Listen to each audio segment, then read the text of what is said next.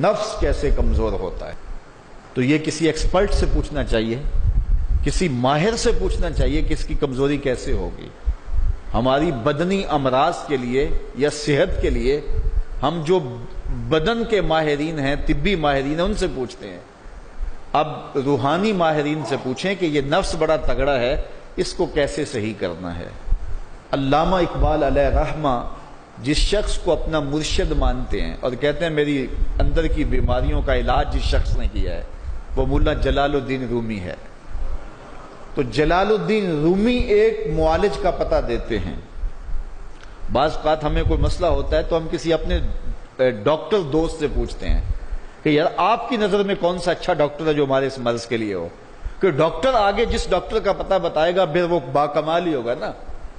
تو عام آدمی کو ہو سکتا ہے کسی عطائی کا پتہ بتا دے، وہ کہتا ہے مجھے فلاں جگہ سے دم کروایا، مجھے اس سے دم آ گیا، تو ہم دم کروانے بھاگ جائیں گے۔ یہ ایسے ہی ہوتا ہے نا کہ لوگ وقت ضائع کر دیتے ہیں ان چکروں کے اندر اور بیماری کے منہ میں۔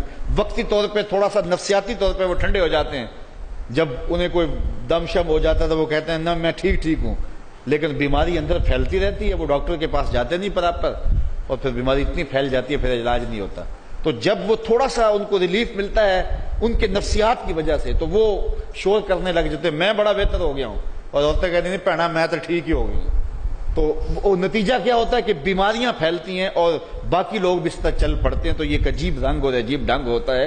تو یہ بات ذہن میں رکھیں کہ جب کسی بھی بیماری کے حوالے سے ماہر سے پوچھا جائے تو وہ صحیح مشورہ دے گا۔ عام آدمی اپنے انداز سے بات کرتے ہیں، تو کسی ڈاکٹر سے پوچھیں کہ جناب اس شعبے کا ڈاکٹر کیا، تو وہ صحیح ڈاکٹر بتائے گا۔ اب ماہر سے پوچھا گیا، ماہر بھی کون ہے؟ جس کو اقبال نے بھی اپنا مرشد مانا، اور اقبال نے جس کو اپنا مرشد مانا وہ مرشد ہی ہوگا نا۔ اللہ اکبر۔ تو وہ اقبال فرماتے ہیں ایک مرشد کا پتہ دیتے ہیں علامہ رومی کا، اور رومی آگے ایک مرشد کا پتہ دیتے ہیں۔ ہفت شہر عشق را عطار گشت ما ہنوز اندر خمیں یک کوچام۔ شیخ فرید الدین عطار کے بارے میں حضرت رومی کہتے ہیں کہ یہ وہ شخص ہے کہ جو عشق کے ساتوں شہر گھوم چکا ہے، اور حضرت رومی کہتے ہیں کہ میں پہلے شہر کی پہلی گلی کے کونے پہ کھڑا ہوں۔ اب شیخ فرید الدین کس مرتبے کے شخص ہیں؟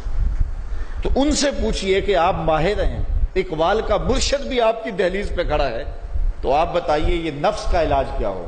تو شیخ فرید الدین فرماتے ہیں آؤ میں تمہیں بتاؤں اس نفس کا علاج کیسے کرنا ہے، چونکہ یہ نفس کا علاج ان لوگوں کے پاس ہے۔ باج فقیراں کسے نہیں ماریا، باہو ظالم چور اندر دا ہو، یہ ان لوگوں کا ہی کام ہے کہ اس کا علاج کریں۔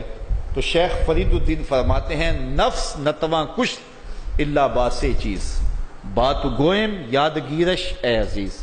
نفس نہیں مرتا، لیکن اگر تیرے پاس 3 اسلحے موجود ہیں تو پھر اس کو قابو کرنا مشکل بھی نہیں ہے۔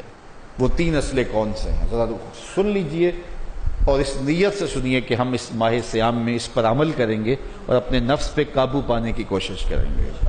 کیونکہ یہ تقریر محض تقریر نہیں ہونی چاہیے کہ میں آ کے ہر سال کوئی بات سنا جوں اور آپ ہر سال سن لیں، تو اس سے کیا فائدہ ہوگا اگر ہم عمل نہیں کریں گے۔ تو اس نیت کے ساتھ سنیں کہ یہ ایک ماہر روحانیات کے ماہر نے ہمیں یہ مشورہ دیا ہے کہ اپنے نفس کا علاج کیسے کریں۔ تو کہتے ہیں نفس نہیں مرتا مگر 3 اسلحے ہوں تو ٹھہرتا بھی نہیں ہے۔ پہلا اسلحہ خنجر خاموشی، خاموشی کا خنجر۔ دوسری بات شمشیر جو، بھوک کی تلوار۔ اور تیسری بات نیزائے تنہائی اور ترک ہجوم، اور ایک تنہائی کا نیزہ۔ کہتے ہیں 3 اسلحے اگر تمہارے پاس ہیں تو یہ نفس قابو میں آ جائے گا۔ خاموشی کا خنجر، بھوک کی تلوار اور تنہائی کا نیزہ۔ ایک دشمن بندھا ہوا ہے، 3 اسلحے لے کے دوسرے دشمن پہ ٹوٹ پڑو۔ ماہ صیام میں بھوک تو پہلے ہی کاٹنی ہے، لہٰذا یہ جو ہے وہ بھوک کا ہتھیار بھی اس کے اوپر جو ہے وہ کارگر ہو گیا۔ اب خاموشی بھی اختیار کریں، کوئی فضول بات اپنی زبان پر ادا نہ ہونے دیں۔ میرے حضور نے فرمایا اگر تم سے کوئی الجھے، کوئی لڑے، کوئی بحث کرے تو تم اسے کہہ دو انی صائمن، جا بابا معاف کر میں نے روزہ رکھا ہوا ہے۔ تو اس طرح اس کو ٹال دو کہ جو ہے وہ انی صائم میں روزے سے ہوں، میں نہیں لڑنا چاہتا، میں نہیں کوئی فضول بات کرنا چاہتا، میں کوئی بے مقصد بات نہیں کرنا چاہتا. لیکن فرمایا جو جھوٹ اور جھوٹے اقوال اور اعمال نہیں چھوڑتا ہے اس کے بھوکے اور پیاسا رہنے کی اللہ کو کوئی ضرورت نہیں ہے. تو خاموشی اختیار کی جائے. اور تیسری چیز العافیت فی العزلہ، تنہائی میں عافیت ہے، اور یہ ہمیں اختیار کرنا چاہیے.